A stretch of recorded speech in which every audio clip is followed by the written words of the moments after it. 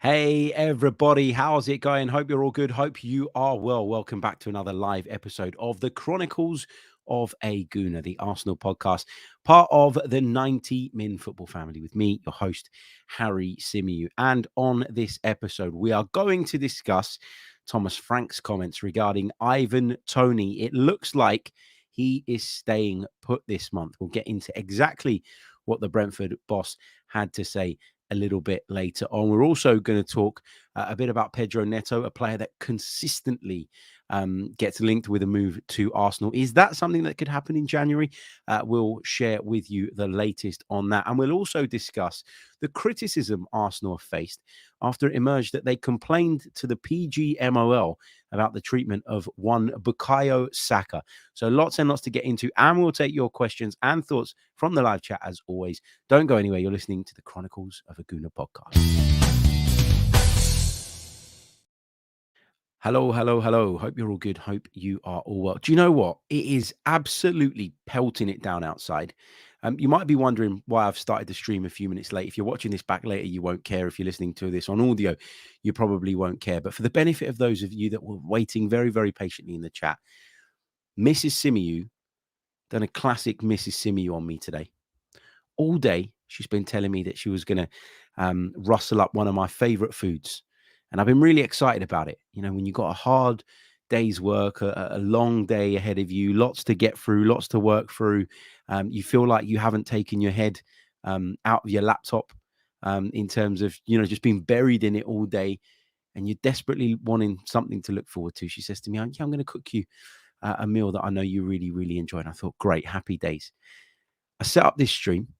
I went in the house. I sat down for 5 minutes. That's all I had to kill between sort of finishing what I was doing before and then obviously making my way back down here to do this.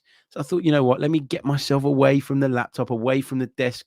Let me sit down in the kitchen and have a glass of water. What does she say to me?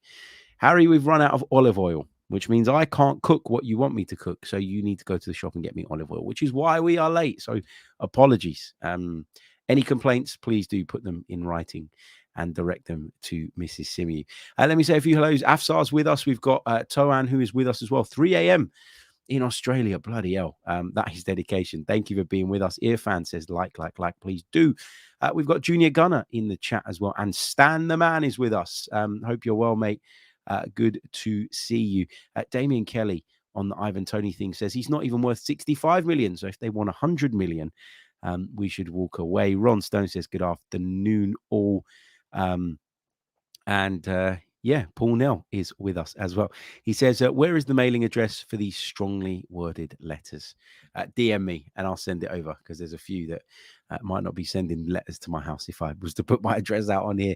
Anyway, let's get into what exactly Thomas Frank has had to say about Ivan Toney. Now, of course, Brentford are in action tomorrow night. They play Wolverhampton Wanderers in the third round of the Cup. I'm going to be at this game. I'm going to be covering this game for BBC London Sport. Brentford are a really interesting proposition at this moment in time. They've got so many players missing through injury. They've lost more players to the AFCON. And, you know, as Thomas Frank kind of alluded to in his press conference earlier today, they are down to the bare bones in terms of what he has available. And dare I say that they're on a little bit of a slide at the moment. And there is a chance that they could get sucked into and dragged into the relegation fight. So Thomas Frank will do everything within his power to try and keep hold of his best players. And Ivan Toney, despite having not played for a long time, is undoubtedly one of them. I've been saying to you guys for a long, long time that the likelihood of Arsenal doing a deal for Ivan Toney in January is just very unlikely. I don't think that there is a chance really that this happens. And even more so when you hear the way Brentford are speaking. With regards to what they're demanding price-wise, £100 million just seems bonkers to me and way beyond the realms of what's fair. And so you'd probably need your head tested if you were one of the clubs willing to go out and meet that demand, especially in the January window. And secondly, I just don't think he's that great a player. Like, I think he's good. I think he's decent. I think he's a good Premier League striker. But is he the transformative striker that Arsenal need? Not in my opinion, which is why I haven't been keen on this from the beginning. But when I listened to what Thomas Frank said today, there is no doubt in my mind that the only way he's going to be allowed to go is if an astronomical offer comes in. And I just don't think that's something that Arsenal should be considering or entertaining.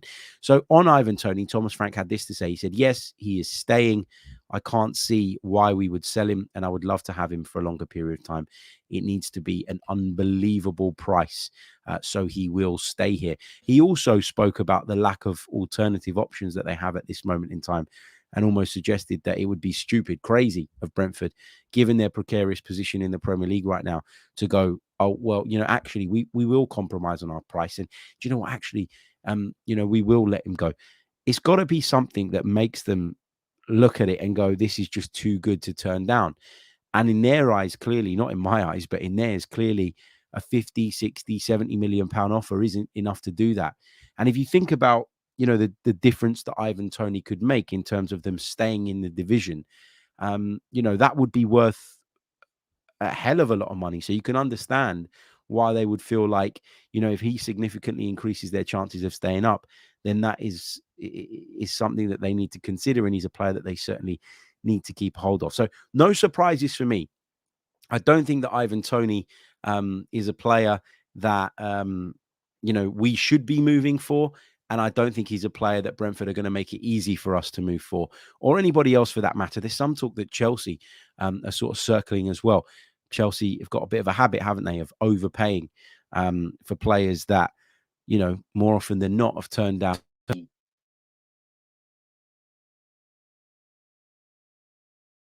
to be duds. So I just don't think Arsenal can afford to get lured in and sucked into this. And, yes, we've heard managers say that players were staying before, and then that wasn't the case, because when the money came across the table, the ownership or whoever else was in that position calling the shots decided that actually my manager, my boss, I'm going to take this out of your hands because the club needs this. So it's not, it's not mad that that Thomas Frank has this stance today, and that in a week's time things look very different because somebody has come along and offered a ton of money. But I just don't think that should be Arsenal, and I don't think it will be Arsenal. Just going back to the live chat, Pazza the cat says, a Cypriot house running out of olive oil. I call BS. Even my Indian/English house. Even in there, it would be sacrilegious. He says Tony in the summer would be Michael. No, look, I did get told a few days ago, actually, that we were running really, really low. And I know people don't really care about my olive oil problems, but as a Cypriot, it's a big deal. So you're right to raise it, and it's probably worth me just sort of discussing this very, very briefly, very, very quickly. But I was warned about a week ago that we needed to go and get another massive one from where we normally get it, and I've just been too lazy to go. So what I did was I stopped off at an off license, found the same brand but a really small sort of bottle, and I bought that just to get us by. And now that laziness has come back to bite me on the arse when I've been sent out in the chucking rain to go and get another one of those small bottles. So in a couple of days' time or a few days' time, I'm probably going to have to go and get another one. So yeah, better get myself in gear with that. Tony in the summer, I'm not as against that, but I still go back to my original argument, which is this is a guy that I don't think transforms Arsenal, that I don't think takes Arsenal up to the next level. I think he's a good striker, but that's it. I think there are players with much higher ceilings than Ivan Toney. And if I were in charge of the finances at Arsenal, I'd be looking at some of those players. If, as we expect, it's going to take a big investment to bring in any striker of any worth and of any note. I've talked about Vlahovic before. Toran asks about Vlahovic. I would have him in a heartbeat. I'd have him over, I beg your pardon, Ivan Toney. Boniface is a player that people keep talking about. Damien Kelly has highlighted him in the chat. I don't know as much about Boniface. I know a lot about Victor Osimhen. He's another one that I'd consider. Look, if you're going to pay 100 million for Ivan Toney, which is what Brentford supposedly want, then why wouldn't you pay 105 million and get Victor Osimhen? Do you see what I mean? That's why I'm finding this a little bit uncomfortable. People will say, oh, but he's Premier League proven and all the rest of it. That is a factor, of course, but is it the be all and end all? For me, it's not. It's not. So, yeah, not completely convinced on this. But anyway, we're going to take a short pause. And when we come back, we're going to talk Pedro Neto. We're going to talk Bukayo Saka as well, who's been the subject of a complaint made by Arsenal to the PGMOL, apparently.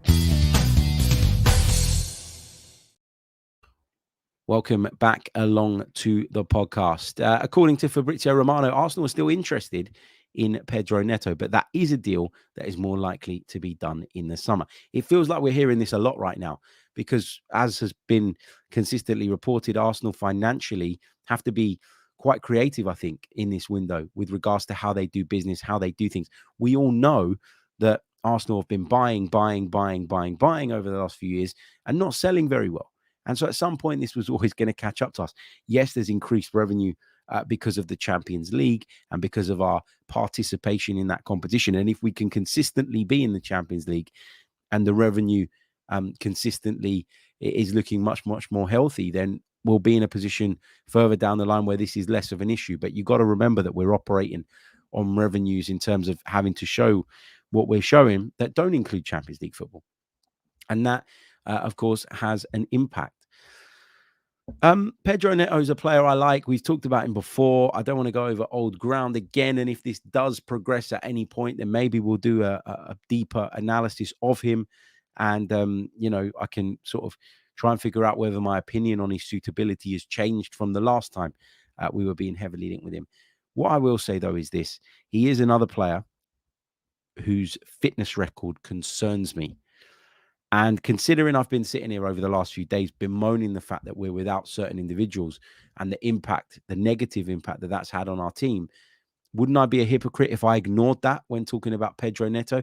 I think it is something that needs to be discussed when it comes to him. I think it's something that needs to be considered if you're a football club about to drop a load of money on his signing. So, yeah, that would be my concern with that one.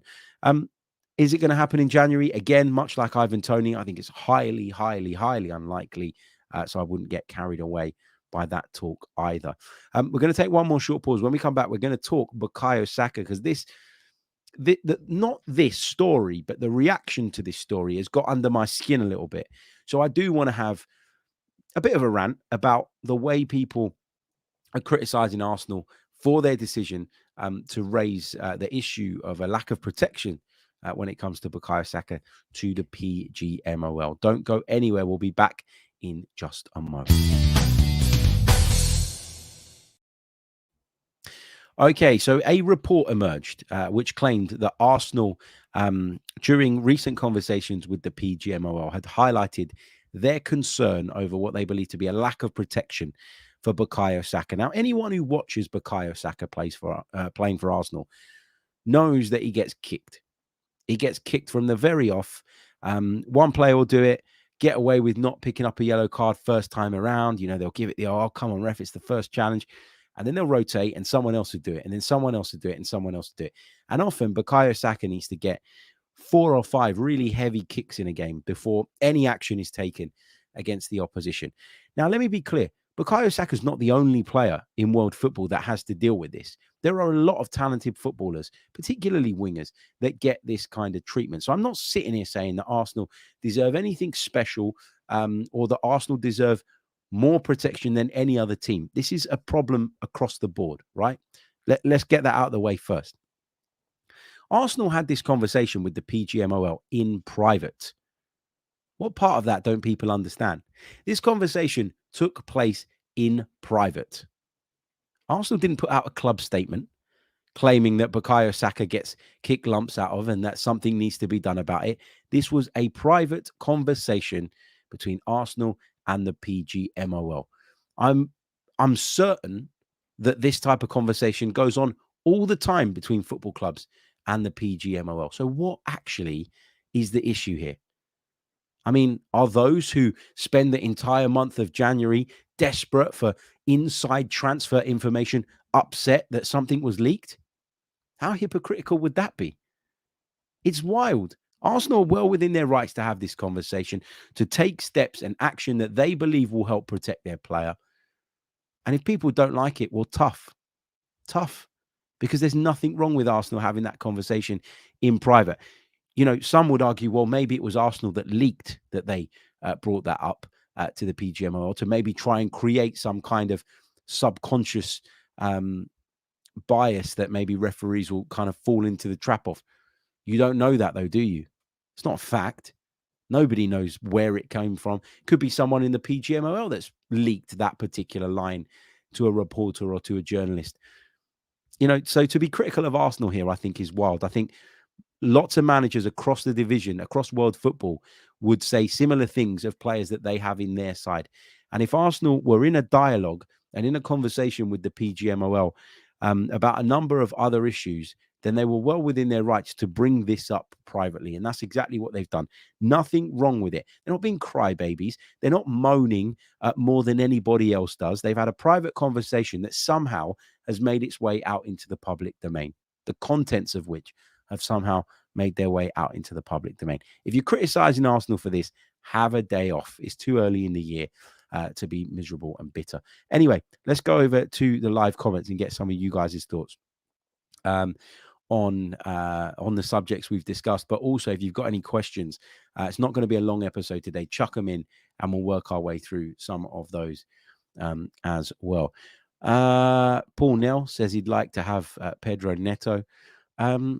Damien Kelly says, we only wanted Toney to help us win the league now, but wouldn't buy him in the summer at 28 years old. That's interesting. It's interesting because it suggests that you see Ivan Toney as kind of like a quick fix. Well, if it's going to cost £100 million to get a quick fix in, then it's not a quick fix anymore, is it? It's someone that you're stuck with for the long term. So that's why I never thought this ever added up and made any sense, really, in all honesty. Toan says, I think Vlahovic is best suited for us. He'd be at the top of my list as well at this moment in time. But of course, there are a few players out there that I would consider. Maybe as the window goes on, we'll do a bit more dive. We can do a bit more of a deep dive into who would be suitable and who would be worth looking into.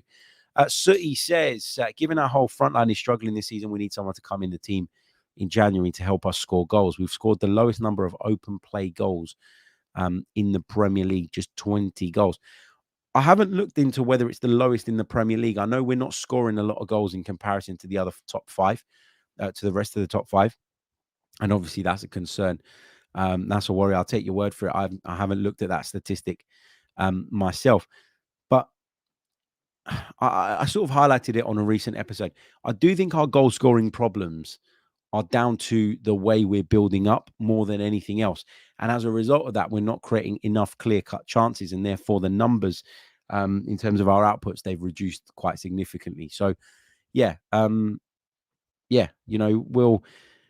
we'll see what happens over the course of the January window. But I'd be very, very surprised if Arsenal move for a forward unless Eddie Nketiah is sold. Now, there are suggestions this evening from David Ornstein that Crystal Palace have stepped up their interest in Eddie Nketiah and that they're going to push quite hard for him over the course of this window.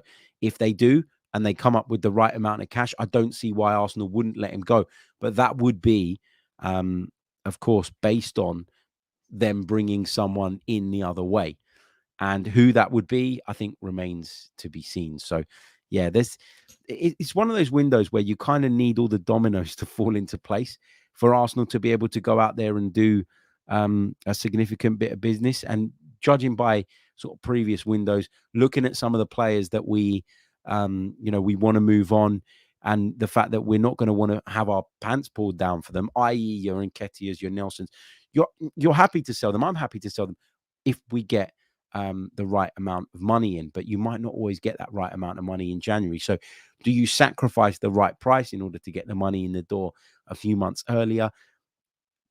We as fans might be pressing the panic button at the moment with regards to not scoring enough goals and looking at the forwards that we have and thinking, well, we don't have enough in our ranks to turn this around. But is that the feeling within the club? I would argue it's probably not. Sooty says, correction, we're 13th in the league for open goals scored. I thought it was around about 12th. So, yeah, that sounds right to me, behind Bournemouth, Chelsea, Fulham, Forest and Wolves. Okay, let's see what else we've got in the live chat box. Sam says, what about Kadioglu, the Turkish defender that we're being linked with today? I've seen that story floating around. I've seen that story being discussed. I don't know anything about the player, so I'm not the person that is going to be able to fill you in on whether he's suitable or not without doing some research first. But until it comes from a source that I'm more confident in, I'm not going to get, again, carried away with this one, because we've been linked. Remember, we were linked with Sasha Bowie, a fullback, weren't we, for a long, long time from Turkish football. That never went through. That never happened. We seem to get linked with a lot of Turkish-based players. And, for whatever reason, some of these links turn out to be duds, really. And you get a lot of that during a transfer window. Anyone who works in the game, works in the business of online publishing and all the rest of it, knows exactly why these stories get put out a lot of the time. Sometimes they're legit, and sometimes they are leads that are worth following up. But a lot of the time, they're a load of nonsense. So I'm not going to get too carried away on this. Oyuncular, who is one of our Turkish viewers, says, I am Turkish and I've been watching Kadioglu many years. He's like a Zinchenko, former number 10 player. Is that really what we want then? Another fullback that can't defend? Just reading between the lines what you're saying. Let's take this one from Damien Kelly, because I suspect a few of you feel this way about sort of my analysis. And the reason I say that is because I see a lot of you make similar types of comments in the live chat as we go through the shows, through the days, whatever. So I do want to address this. But just before I do that, leave a like on the video. Subscribe to the channel if you haven't done so already. And if you're listening on audio, please do leave us a review. We're going to address Damien's comment because it's quite a chunky one that I want to kind of really dissect in just a second. Don't go anywhere. You're listening to the Chronicles of a Gooner podcast. Okay, Damien. Here we go. Damien says, Harry, I've never once heard you blame Edu and Arteta for the situation we are in and our inability to buy players based on financial fair play. They gave away Aubameyang for free, Pepe and Torreira for peanuts. Okay. If you inherit a shit show, a basket case of a football club, if you inherit a mess, which is what Edu and Arteta inherited when they walked in the door, then you cannot be held responsible for issues that arise even further down the line, but whose root cause begins back when someone else was in charge. And that's why I've given Mikel Arteta and Edu a bit of leeway when it comes to transfers and when it comes to selling.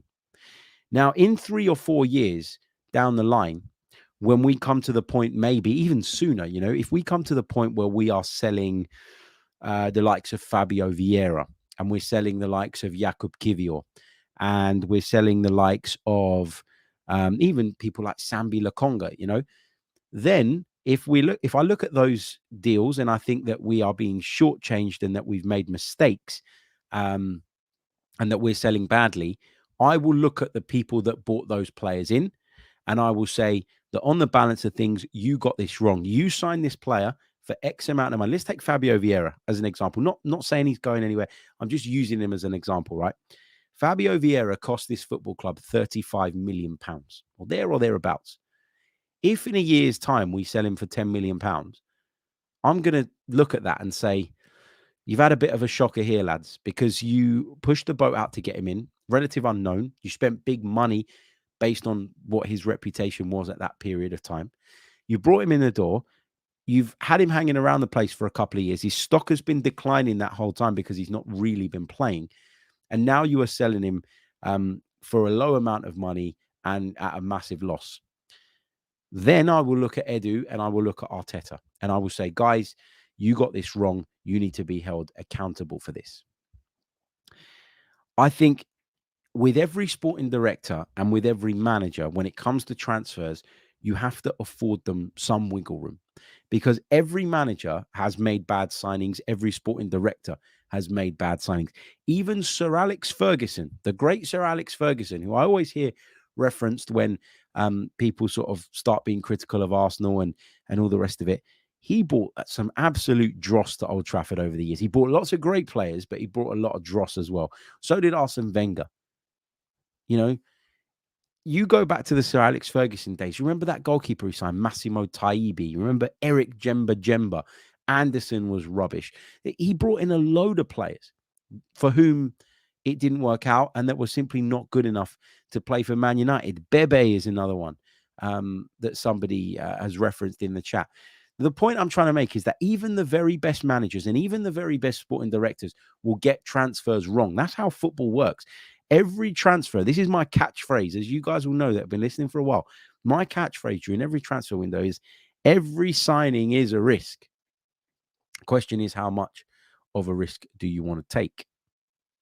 So I'm going to give them some leeway with some of the players that they've signed. But if consistently they're trying to sell players that they've brought in for big amounts of money and failing to do so, failing to do deals that make sense to us, then I'm going to start to question it. But most of the players that they've had to move on, and especially the ones that you've referenced, Damien, Pierre-Emerick Aubameyang, they didn't sign Pierre-Emerick Aubameyang. They were guilty of giving him a new contract, a big contract. But can you imagine yours and other people's reaction if that deal wasn't signed? Because at that time, it felt like he was our most important player. It was fresh off the back of him firing us to the FA Cup. Then his attitude went. Then his head went. What do you do as a manager? Do you look at it and say, I'm going to just let him cause a problem within my dressing room? I'm going to let him be toxic. I'm going to let that have an impact on the rest of my team. No, you go to the club and you try and convince them that taking a financial hit is the best way forward. Now, you've got to think about how toxic things must have been with Aubameyang for a club and Arsenal's owners in particular, KSE, to go, yeah, you know what, we'll write the money off. And the same with Mesut Ozil. You know, you think about people like Nicolas Pepe. Nothing to do with Mikel Arteta, nothing to do with Edu. They tried, they gave him opportunities. He just wasn't good enough. And the telltale sign of how bad he is and how bad a signing he was for Arsenal, and that's maybe not how bad he is, maybe that's unfair, but how bad a signing he was for Arsenal, is that nobody will even take him for £10 million now.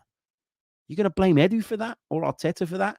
Lucas Torreira is another one. Came to England with so many high hopes. I was buzzing about the Torreira signing. Why? Because I am a big follower of Serie A, and I'd seen loads of him in that league, and I thought he'd be great. It didn't work out like that. The lad was homesick. You can't predict that kind of stuff. But even still, it wasn't an Edu signing, and it wasn't an Arteta signing. I will judge them on the signings that they make, and I would judge them on the profit and loss with the players that they bring in the club. Now, they've made mistakes. People like Runarsson came in under their watch. Cedric Suarez came in under their watch. Sambi Lokonga came in under their watch. And I find it highly improbable that he's going to be a success at Arsenal. Nuno Tavares is another one.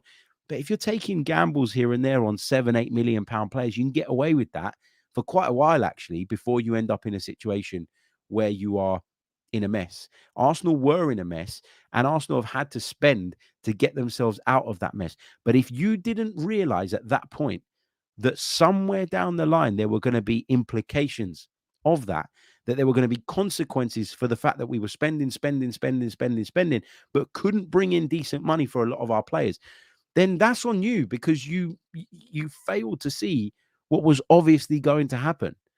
So that's why, and I'm not having a go at Damien, by the way. It's a valid question. It's a good point. That's why I wanted to spend a bit of time on it. But I do think that there are a lot of people out there that are very quick to point fingers at certain individuals about certain things, when the truth is that, you know, you've not really thought it through.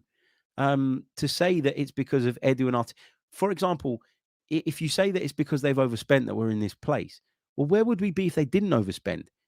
You wouldn't all be upset in the first week of January saying that, you know, that we've blown the title, because we wouldn't have even been in the conversation for the title. So the money had to be spent. We had to turn the squad around. And a lot of the money that we've spent, a lot of the money that's been laid out because of killing some of these contracts off, is a part of the reason that we're in the place we are as well. But The powers that be took the decision that that was the right thing to do at the time. And I will not hold anybody responsible for somebody else's mess ups. That's the point here. Okay, I'm not going to sit and hold Edu accountable for some of the awful deals that Raul Sanllehi did. That is not fair. That is not fair at all. Big shout out to Highbury squad. Sophie, hope you're well. Happy New Year to you. Good to see you. She says Emery tried to remove Ozil, but didn't have the same hierarchy support Mikel has. Now, Ozil was the instigator of the bad behavior. He tried to undermine the manager. Unfortunately, Wenger enabled this first. She then goes on to say Mikel was empowered to remove the toxicity, and rightly so. Yeah, agreed. And we all agree that that needed to happen. So to now sit and say that it's Edu and Arteta's fault that we spent that money to remove that toxicity, and that's why we're sailing close to the wind when it comes to FFP is unfair. Surely people can see that. Stan the Man says, would it be fair to say that Partey has been a bad signing? He's only been available for about 30% of the games that he could have played in. Yeah, I think it is fair on the balance of things to say that the signing of Thomas Partey has been a bit of a letdown. Yeah, of course. But it is about availability. Now, where I would defend Mikel Arteta and where I would defend Edu is that prior to his arrival at Arsenal, there wasn't any telltale signs that Thomas Partey was going to have these fitness struggles because he'd been so robust for Atletico Madrid and so consistently available. So this is an example of where something can go wrong on a signing that you just couldn't see coming. Nobody could see coming. So then to be revisionist and go back and pin that on any one individual, I think is really harsh. I think we can all agree that when he's fit and available, Thomas Partey is a great player. A great player. The problem is his availability. But is that on Arteta? I mean, I suppose you could say that maybe he's overplayed him at certain periods and not rested him when he needed to. Those are all valid points. But I just don't think that, I don't think we always, as a fan base generally, judge people fairly and really do take into account the full context and picture of something before we draw a conclusion. Partey can be seen as a bad signing because of the fact that he's not often available. Agreed. But would I crucify the manager for that? No, because it's not like he went and signed Darren Anderton, who everybody knew couldn't stay fit for more than 5 minutes. He signed someone that had a pretty good record. And it's why I've got a bit of a concern over someone like maybe Pedro Neto. So, yeah, you're right to highlight Thomas Partey as one of those players. But that just goes to show that's the clearest example yet of what can happen, even if there is no evidence to suggest that that's going to be the case. So, yeah, it is what it is. Right, I am going to leave it there. Thank you so much for joining me. Really, really appreciate it. Don't forget to leave a like on the video. Don't forget to subscribe. Make sure you go and check out the Highbury squad as well. Sophie and Casey doing a great job over there. My throat's going, and I've got a busy day tomorrow. So I'm going to love you and leave you. And I'll speak to you all soon. We'll be back tomorrow with the Liverpool preview. I beg your pardon. There we go. How unprofessional of me. Anyway, I'm going to love you and leave you all. And I will see you all, of course, tomorrow with that Arsenal-Liverpool FA Cup preview. Until the next one, goodbye.